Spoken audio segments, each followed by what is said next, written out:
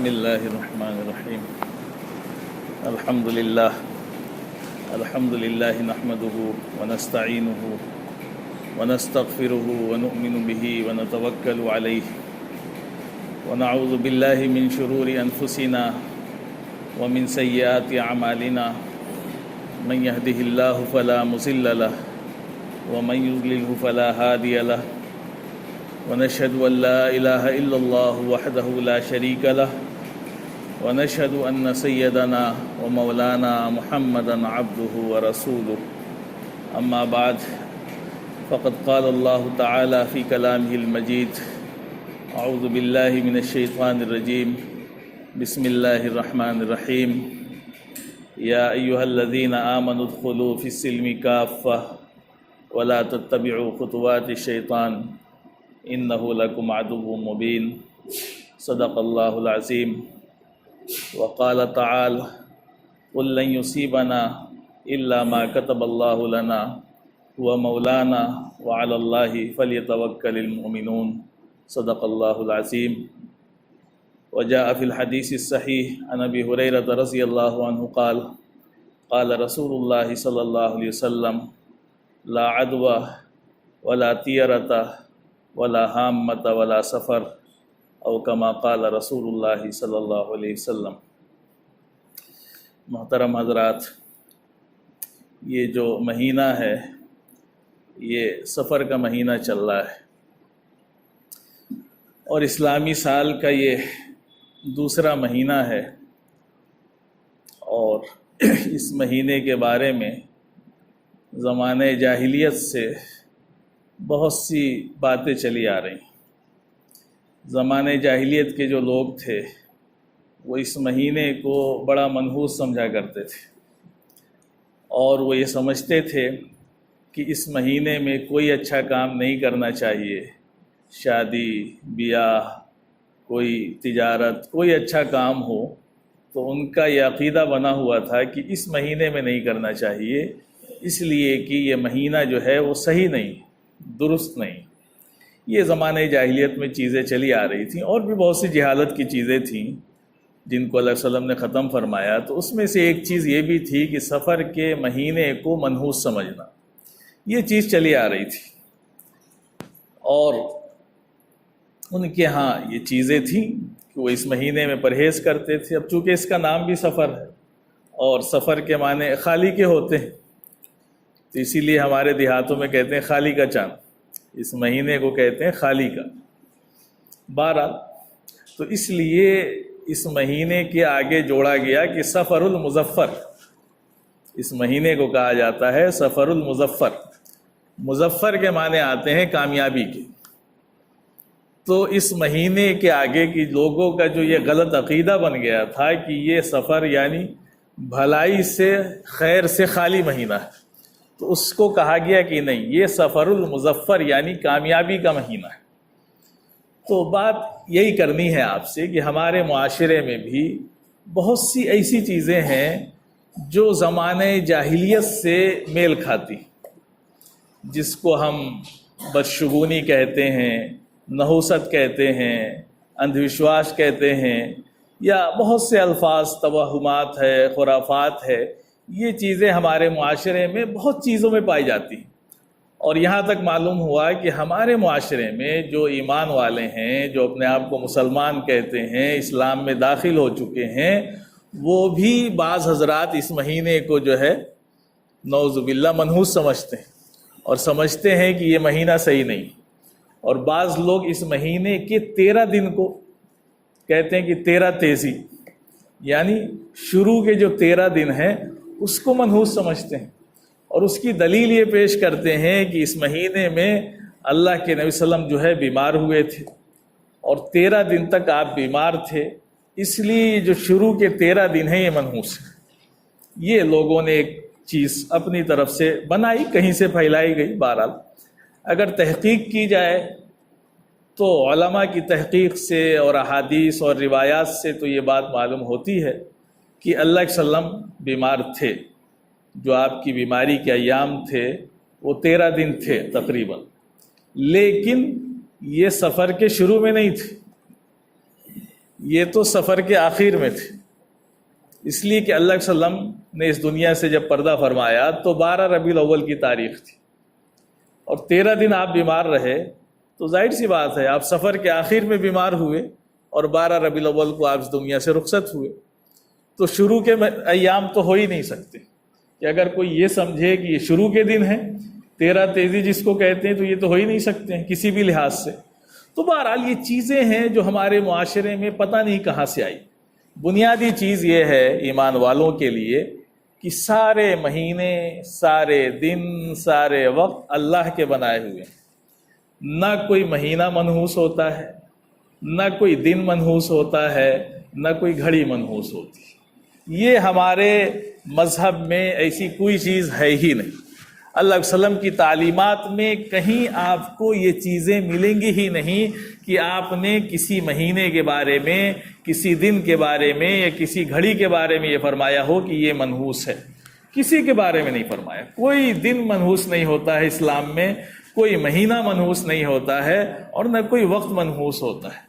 یہ جو چیزیں ہمارے اندر پیدا ہوئیں یہ باطل، یعنی جو برادران وطن ہیں ہمارے، ان کے ہاں اس طرح کی بہت سی چیزیں پائی جاتی ہیں، وہ ان کے ہاں سے ہمارے آئیں، اور پھر اس کے بعد ہمارے یہاں بھی لوگوں نے بڑی جہالتیں شروع کی کہ وہ جنتریاں تیار کرتے ہیں۔ تو ہماری جو جنتری ہے، کوئی سنی جنتری کے نام سے، کوئی کسی جنتری کے نام سے جنتری نکالتے ہیں، اب اس میں بھی یہ چیزیں آ گئیں۔ وہ تاریخ کے ساتھ لکھتے ہیں کہ یہ صاد ہے، یہ نحس ہے، پتہ نہیں کہاں سے لائے۔ جو لکھتے ہیں ان سے تحقیق کی جائے کہ بھائی آپ یہ لائے کہاں سے؟ کسی عالم یا کسی حدیث یا کسی امام سے تو یہ چیز ثابت نہیں کہ مہینے کی کوئی تاریخ یا کوئی دن منحوس ہوتا ہے۔ تو آپ نے اس کے آگے کیسے لکھا کہ یہ تاریخ صاد ہے، یہ نحس ہے، یعنی یہ تاریخ منحوس ہے، یہ اچھی؟ کہاں سے لکھا آپ نے؟ ان سے تحقیق کی جائے۔ بالکل غلط بات ہے۔ تو اب یہ تو چیزیں دوسرے مذاہب سے آئیں کہ وہ دوسرے مذہب والے جاتے ہیں، ان کے جو دھرم کے لوگ ہوتے ہیں، جو پیشوا ہوتے ہیں، ان کے پاس وہ جاتے ہیں کہ بھائی ذرا دیکھ کے بتا دیجئے کہ فلاں تاریخ کو ہم شادی کریں گے تو وہ دن صحیح ہے کہ نہیں۔ تو یہ وہاں تھا، ابھی بھی ہے ان کے ہاں، اور ان کے ہاں بھی کیا ہے، یہ سب چیزیں تو بس ایسے ہی ہیں۔ اس لیے وہاں پر بھی اگر پنڈت جی تاریخ نکال دیں اور وہ کہہ دیں کہ بھائی یہ تاریخ صحیح ہے تو آدمی مان جاتا ہے، لیکن اگر کوئی تاریخ سوچ کے آیا ہے اور وہ تاریخ اس کو نہیں ملتی ہے تو وہ پنڈت جی کو پیسہ ویسہ دے کے اس کو نکلوا بھی لیتا ہے، کہتا ہے کہ کچھ لے وے کے دیکھیے، کچھ کہیں ادھر ادھر کر کے نکل جائے تو بہت اچھی بات ہے۔ تو کہتے ہیں اچھا دیکھتے ہیں، پھر وہ غور کر کے تھوڑا ادھر ادھر کر کے کہیں گے کہ ہاں چلو نکال دیتے ہیں کہیں سے۔ تو یہ جہالت کی چیزیں تو دوسرے مذاہب میں ہیں، ہمارے اسلام میں تو ایسی کوئی چیز نہیں ہے جو باطل چیزیں ہمارے ہاں آ گئیں باطل راستوں سے۔ کوئی دن منحوس نہیں ہوتا ہے۔ سال کے 12 جو مہینے ہیں ان میں ہم سارے اچھے کام کر سکتے ہیں، شادی بیاہ کر سکتے ہیں، اور آپ جب روایتوں کو پڑھیں گے تو پتہ چلے گا کہ اللہ صلی اللہ علیہ وسلم کو اگر پتہ چل جاتا تھا تو آپ تو خاص طور سے عرب میں جو ہے شوال کا مہینہ برا سمجھا جاتا تھا، شوال کو منحوس سمجھتے تھے۔ تو حضرت عائشہ سے پوچھا گیا تو حضرت عائشہ اور اللہ صلی اللہ علیہ وسلم کا نکاح جو ہے شوال کے مہینے میں ہوا۔ تو حضرت عائشہ فرمایا کرتی تھی کہ اگر شوال کا مہینہ منحوس ہوتا تو میری شادی سے زیادہ بابرکت کس کی شادی ہوگی؟ تو ایسی تو کوئی چیز ہی نہیں ہے۔ ہاں لوگوں نے اپنی طرف سے یہ چیزیں بنائی، تو اس طرح کی بہت سی چیزیں ہیں، یہ تو مہینے کی ہیں، یا بعض لوگوں نے اپنی طرف سے تاریخیں بنا لی ہیں کہ 3، 13، 23 یہ منحوس تاریخیں ہیں، ان تاریخوں میں شادی نہیں کر سکتے، ان تاریخوں میں لڑکی کی رخصتی نہیں کر سکتے۔ بہت سی چیزیں ہیں جو لوگوں نے اپنی طرف سے بنائی، لیکن اگر آپ تحقیق کریں گے، قرآن و حدیث میں جائیں گے، ہمارے جو چاروں مشہور امام ہیں ان کے پاس کسی کے پاس جائیں گے، یا کسی بھی مشہور عالم سے آپ پوچھیں گے، وہ اس کو صحیح نہیں کہے گا، کسی مسلک کا ہو، شیعہ حضرات کو چھوڑ کر کے۔ شیعوں کے ہاں بہت سے خرافات ہیں، تو کسی کے ہاں یہ چیزیں نہیں ہیں، لیکن جو چیزیں رائج ہو جاتی ہیں تو ایمان والے بھی اس میں پھنس جاتے ہیں۔ اب ہمارے لوگ بھی بیچارے شادی کی تاریخ رکھنے کے پہلے جو ہے کسی سے رابطہ کر لیتے ہیں، تو اس کو بھی کچھ پتہ نہیں ہے، وہ کہتا ہے کہ جنتری ہے، جنتری دیکھ کے وہ کہے گا کہ ہاں یہ تاریخ صحیح ہے۔ اللہ کے بندے کہاں سے نکالا یہ؟ کچھ نہیں ہے میرے بھائیوں، کوئی صاد اور نحس نہیں ہے، سب صاد ہے۔ نحوست اور بدشگونی تو صرف گناہوں میں ہے، برے اعمال میں ہے، اور کسی نہ دن میں ہے، نہ کسی تاریخ میں ہے، نہ کسی مہینے میں ہے، نہ کسی رات میں۔ سارے دن اللہ کے ہیں، اور سارے دنوں میں آپ کو تاریخ جب الٹتے جائیں گے تو کچھ نہ کچھ اچھائیاں ملیں گی اور کچھ نہ کچھ حادثات ملیں گے ہر تاریخ میں۔ آپ پڑھتے چلے جائیں، سفر کا مہینہ لیں گے، سفر کے مہینے میں حضرت علی اور حضرت فاطمہ کا نکاح ہوا۔ تو کہیں ایسا کوئی مسئلہ نہیں ہے جو چیزیں بعد میں بہت سی جو ہے ہمارے ملک کے حالات یا یہاں کی چیزوں سے ہمارے اندر آ گئیں۔ تو اس طرح کی بہت سی چیزیں ہمارے معاشرے میں پائی جاتی ہیں کہ ہم اس طرح کی سوچ رکھتے ہیں کہ ہم فلاں تاریخ کو رخصتی نہیں کریں گے، فلاں تاریخ کو شادی نہیں کریں گے۔ نہیں میرے بھائی، ہر تاریخ کو نکاح ہو سکتا ہے، ایک عبادت ہے، ایک اچھی چیز ہے۔ نکاح میں بے برکتی نہ سفر کے مہینے سے ہوتی ہے، نہ اس میں نحوست پیدا ہوتی ہے۔ ہاں، نحوست گناہوں سے ہوتی ہے۔ ہم شادی کریں گے، شادی میں اللہ اور اس کے رسول کے حکموں کو توڑیں گے تو اس سے نحوست پیدا ہوگی، اس سے شادی خراب ہوگی، اس سے جو ہے نقصان ہوگا۔ یہ ہمارا عقیدہ ہونا چاہیے۔ یہ عقیدہ نہیں کہ اس تاریخ کو کیا تو نکاح خراب ہو گیا، فلاں صاحب نے نکاح پڑھا دیا تو نکاح خراب ہو گیا، اللہ کے وسلم نے نکاح پڑھایا تو وہاں بھی طلاق ہو گیا حضرت زید کا۔ تو اس کا کیا مطلب ہوتا ہے؟ یہ کوئی تاریخ، کوئی دن، کوئی اس سے تھوڑی مطلب ہوتا ہے۔ یہ تو اللہ کی طرف سے جو لکھا ہے وہ ہوتا ہے۔ اس لیے اللہ تعالیٰ نے فرمایا قرآن میں، قل، اللہ کے وسلم کو مخاطب کر کے فرمایا کہ قل، آپ کہہ دیجئے، لن یصیبنا الا ما کتب اللہ لنا، ہمیں صرف وہی پہنچتا ہے جو اللہ نے ہمارے لیے لکھ دیا، اس کے علاوہ ہمیں کچھ پہنچ ہی نہیں سکتا۔ تو قل لن یصیبنا الا ما کتب اللہ لنا ہوا مولانا، وہی ہمارا کارساز ہے، اللہ ہی ہمارا کارساز ہے۔ وعلی اللہ فلیتوکل المؤمنون، اور ایمان والے صرف اللہ ہی پر بھروسہ کرتے، اور کسی پر بھروسہ نہیں کرتے۔ تو ہمارے ہاں کوئی اس طرح کی چیزیں نہیں ہونی چاہیے جو ہمارے معاشرے میں پیدا ہو گئی۔ بہت سی چیزیں اس طرح کی، بلی راستہ کاٹ دے، اس کا بڑا مشہور مسئلہ ہے۔ گاڑی سے جا رہے تھے، بلی نے راستہ کاٹ دیا، گاڑی کھڑی کر کے رک گئے وہاں پہ۔ کیوں بھائی؟ بلی نے راستہ کاٹ دیا۔ تو کیا ہو گیا؟ بلی نے راستہ کاٹ دیا بھائی، کس حدیث میں آپ نے پڑھ لیا کہ بلی راستہ کاٹ دے تو حادثہ ہو جائے گا؟ تو یہ تو بدعقیدگی کی چیزیں ہیں نا، کہ ہم نے ایک عقیدہ بنا لیا، غیروں کے یہاں یہ چیزیں ہیں، ہم ان کی سن کے ہم نے بھی یہ چیزیں لے لی۔ اب کہا کہ بلی نے راستہ کاٹا، اب وہ گاڑی روک کے کھڑے ہیں۔ بچپن میں چھوٹے تھے، بارات میں جا رہے تھے کہیں، تو پتہ چلا کہ وہ رات کا وقت تھا، بلی نے راستہ کاٹ دیا، پوری بس کھڑی ہے وہاں پہ، اور پتہ نہیں کیا کیا کیا، کوئی لے کے پانی آیا ڈال رہا ہے سڑک پہ، پتہ نہیں کیا کیا رسمیں، لا حول ولا قوت الا باللہ۔ تو اس طرح کی چیزیں کہاں سے لائی ہے دین بھائی؟ کس دین میں یہ ہے کہ بلی راستہ کاٹ دے تو حادثہ ہو جائے گا؟ ہاں، لیکن جو غلط عقیدہ رکھتے ہیں اللہ بھی ان کے ساتھ ویسے ہی معاملہ کرتا ہے۔ بدگمانی اللہ سے آپ کریں گے تو ویسے ہی ہوگا۔ کیا جو دوسرے مذاہب کے ماننے والے ہیں وہ بہت سے طرح کے ٹوٹکے کرتے ہیں، کوئی لے جا کے نیبو لٹکا دیتا ہے، کوئی جوتے لٹکا دیتا ہے اپنی گاڑی کے آگے، کوئی ناریل پھوڑ دیتا ہے، تو کیا ان کی گاڑی کا ایکسیڈنٹ نہیں ہوتا ہے؟ کیا وہ مرتے نہیں ہیں؟ وہ بھی مرتے ہیں۔ تو پھر ان کا نیبو کہاں گیا، ان کا ناریل کہاں گیا؟ آپ بھی وہی کرو۔ تو کیا جو لوگ ایسی حرکتیں کرتے ہیں کیا ان کا حادثہ نہیں ہوتا ہے؟ ہوتا ہے۔ ایک واقعہ لکھا، حضرت مولانا علی میاں ندوی رحمۃ اللہ علیہ کے خاندان کے ایک صاحب تھے، نام یاد نہیں آ رہا، تو وہ دو لوگ تھے، سفر پہ کہیں جا رہے تھے، وہی اتفاق ہوا کہ راستہ کاٹ دیا بلی نے۔ تو وہ دوسرے صاحب جو تھے وہ رک گئے، کہا کہ نہیں، گاڑی روک دو اور اب آگے نہیں جائیں گے، بلی نے راستہ کاٹ دیا۔ تو انہوں نے کہا کہ آپ بھی کیسی جہالت کی باتیں کر رہے ہیں، ارے بھائی بلی کے راستہ کاٹنے سے کیا ہوتا ہے، یہ کہاں سے آپ لے آئے، چلیے۔ تو بہرحال وہ ان کی بات مان کے چل پڑے، اور تھوڑی دور گئے تو ایکسیڈنٹ ہو گیا، ان کے پیر ٹوٹ گئے۔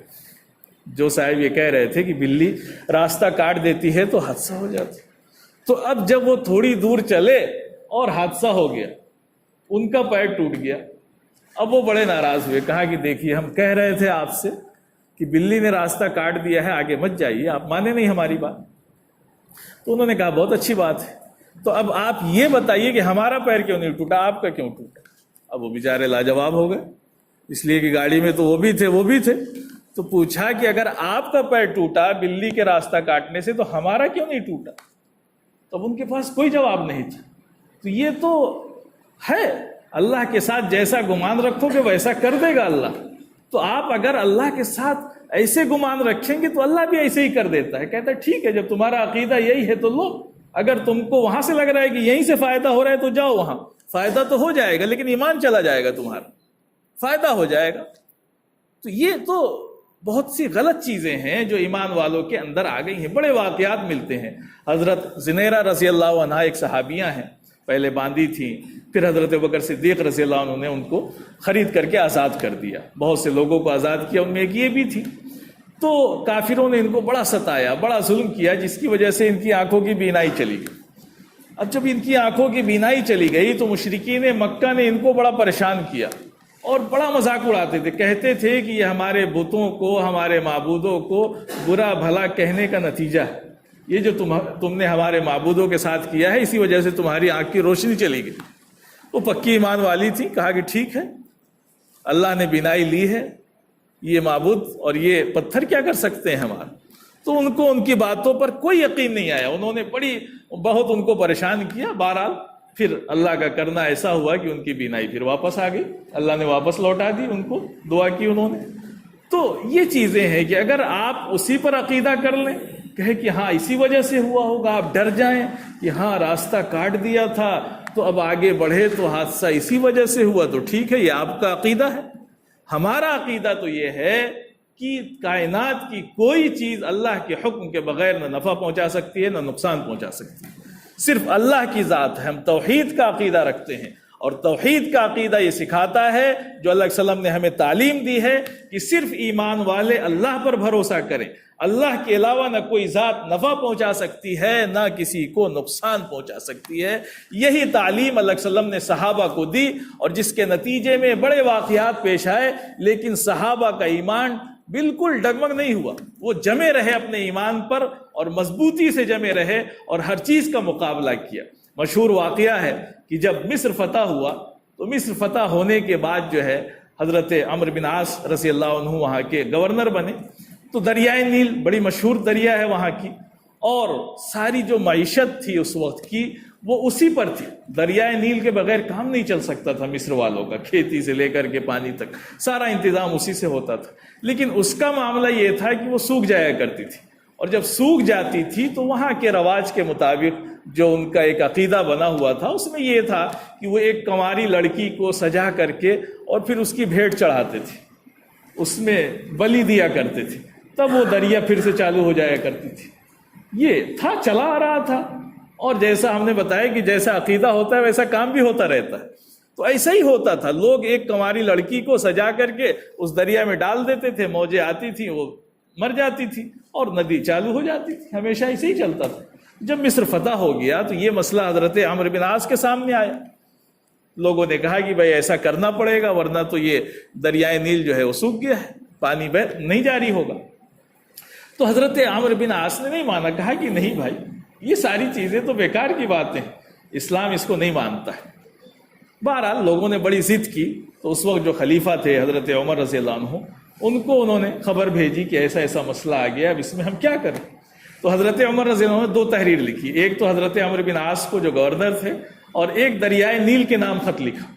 تو جو دریائے, اور ان کو لکھ دیا کہ آپ اس خط کو لے جا کے دریائے نیل میں ڈال دیجیے. اور اس خط میں یہ لکھا دریائے نیل کو مخاطب کر کے, کہا کہ دیکھو اے دریائے نیل, اگر تم اللہ کے حکم سے بہتے ہو تو جاری ہو جاؤ, اور اگر اللہ کے حکم سے نہیں بہتے ہو تم تو مت جاری ہو, ہمیں تمہاری ضرورت ہی نہیں. یہ خط لکھ کر کے انہوں نے اس دریا میں ڈالا, اور تاریخ گواہ ہے کہ جس رات میں ڈالا گیا دوسرے دن علماء نے لکھا کہ 16 ہاتھ پانی تھا اس ایک دن میں. اور اس کے بعد سے جو دریائے نیل جاری ہوا ہے آج تک علماء نے لکھا کہ خشک نہیں ہوا, حضرت عمر کے اس خط کے بعد سے. تو اس کو کہتے ہیں ایمان والوں کا عقیدہ, کہ اگر آپ اسی پر بھروسہ کریں کہ ہم بلی چڑھا دیں گے تو یہ کام ہو جائے گا, تو ہو جائے گا, کام تو نہیں رکے گا, لیکن آپ کا ایمان جائے گا, آپ کا عقیدہ خراب ہوگا, شیطان پر آپ چلے جائیں گے. شیطان کی پوجا ہو گئی ہے, شیطان سے عقیدت باندھنا ہو گیا کہ شیطان نے جو کام کرانا چاہا وہ کام آپ نے کر دیا. بہت سی چیزیں ہمارے معاشرے میں کہ فلاں جگہ بکرا چڑھا دیجیے آپ کا کام ہو جائے گا, تو آپ چڑھا دیں, ہو سکتا ہے آپ کا کام ہو جائے. لیکن شیطان نے کرایا تو آپ سے غلط کام, پوجا کرا دی, شرک کرا دیا, تو میرے بھائیوں اس طرح کی جتنی بھی چیزیں ہیں یہ سب اوہام ہیں، خرافات ہیں، اور یہ سب جو ہے بیکار کی باتیں ہیں۔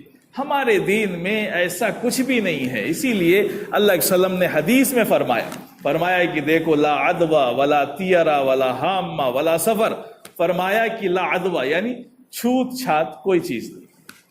ہمارے ہاں چھوت چھات کوئی چیز نہیں، ہم اس کو مانتے ہی نہیں۔ اور فرمایا کہ ولا طیرہ، بس شگونی لینا۔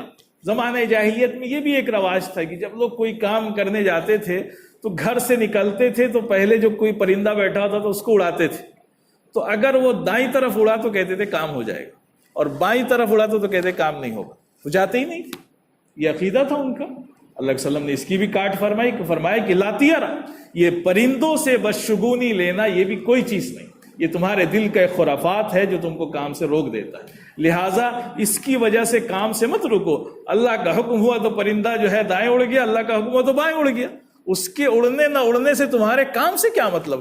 ہمارے گاؤں میں دیہاتوں میں اس طرح کی چیزیں ہو جاتی ہیں کہ کوئی کسی کو منحوس سمجھ لیتا ہے، کہتا ہے کہ فلاں صاحب کا چہرہ دیکھ لیا آج کام نہیں ہوگا۔ کیسی باتیں ہیں بھائی؟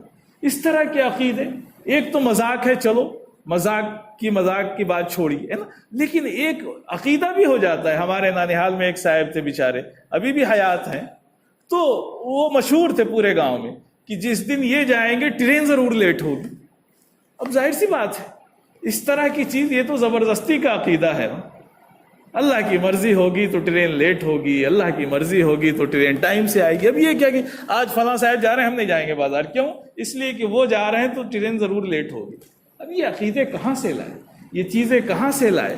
اسی طرح آگے آپ نے فرمایا کہ ولا حامہ، فرمایا کہ الو سے بدشگونی لینا بھی کوئی چیز نہیں، اللہ کے وسلم نے فرمایا۔ تو زمانہ جاہلیت میں یہ بھی بڑا مشہور تھا کہ الو جو ہے وہ الو کے اندر کسی کی روح آ جاتی ہے، کہ کسی کو قتل کر دیا گیا تو اس کی روح الو کے اندر آ گئی، یا اس کی کھوپڑی سے الو بن کر کے نکل گیا۔ اب وہ گھر کے سامنے آ کر کے بیٹھتا ہے، بولتا ہے، جب تک اس کا بدلہ نہ لے لیا جائے تب تک وہ بولتا رہتا ہے۔ یا اس طرح سے الو کے بارے میں ہمارے معاشرے میں بڑی چیزیں مشہور ہو گئیں۔ بہرحال وہ دیکھنے میں خراب لگتا ہو، اس کی آواز خراب ہو، وہ ایک الگ چیز ہے نا، لیکن یہ عقیدہ نہیں ہو سکتا ہے کہ الو گھر پہ بیٹھے تو بڑی نحوست ہے، الو سامنے سے گزر گیا یا کسی عورت پر سے گزر گیا تو بچہ اندھا طرح طرح کی چیزیں ہمارے معاشرے میں رائج ہیں جو پیدا ہو گئے۔ تو اللہ کے وسلم نے اس کی بھی کاٹ فرمائی کہ ولا حامہ، یہ الو سے نحوست لینا یہ بھی کوئی چیز ہے۔ اور فرمایا کہ ولا سفر، اور سفر کے مہینے کو منحوس سمجھنا اس کی بھی اسلام میں کوئی حقیقت نہیں ہے۔ تو میرے بھائیوں، یہ جو غلط چیزیں آ گئی ہیں ان سے ہمیں بچنا ہے۔ یہ بڑی خطرناک چیزیں ہوتی ہیں، ہم اس کو بہت ہلکے میں لیتے ہیں، غیروں کی طرح ہم یہ سمجھتے ہیں کہ چلو کسی کے کہنے پر، کسی کے اس پر ہم یہ کر لیں تو اس میں حرج کیا ہے؟ حرج یہ ہے کہ ایمان چلا جائے گا، شرک ہو جاتا ہے۔ کبھی کبھی ہم ادھر چلے جاتے ہیں جو شیطان چاہتا ہے۔ شیطان تو چاہتا ہے کہ ایمان والے سے کیا کرا لیں؟ شرک کرا لیں۔ شرک کرا لے گا تو اسے پتا ہے، اللہ نے قرآن میں اعلان فرمایا کہ ان اللہ لا یغفر ان یشرک بہ ویغفر ما دون ذلک، اللہ شرک کو قیامت تک معاف نہیں کر سکتا ہے، باقی سارے گناہوں کو معاف کر سکتا ہے۔ شرک ایسا گناہ ہے جس کو اللہ معاف ہی نہیں کرے گا، یہ قرآن میں اللہ نے خود اعلان فرمایا کہ میں شرک کو معاف نہیں کروں گا، اور شیطان وہی کرا لیتا ہے ہم سے کسی نہ کسی بہانے، ہے نا۔ اب جائیے عدالت جا رہے ہیں تو باہر ایک بیٹھا ہے، وہ کسی کا ہاتھ دیکھ رہا ہے، کسی کی قسمتیں بتا رہا ہے نا، بیٹھا ہے زمین پہ، بدن پہ صحیح کپڑے بھی نہیں ہیں، 10 روپے 20 روپے لے کے قسمت بتا رہا ہے۔ اگر اتنا اچھا تھا تو اس کی قسمت صحیح ہو جاتی، لیکن یہ سب جہالت کی چیزیں کہ وہ بیٹھا جو ہے خرافات کر رہا ہے نا۔ ایک بادشاہ گزرا ہے تیمور لنگ، بہت نیک اور اللہ والا نہیں تھا، لیکن اس کے زمانے میں آیا کہ ایک بار وہ کہیں جا رہا تھا تو اس کو ندی پار کرنی تھی، جمنا ندی۔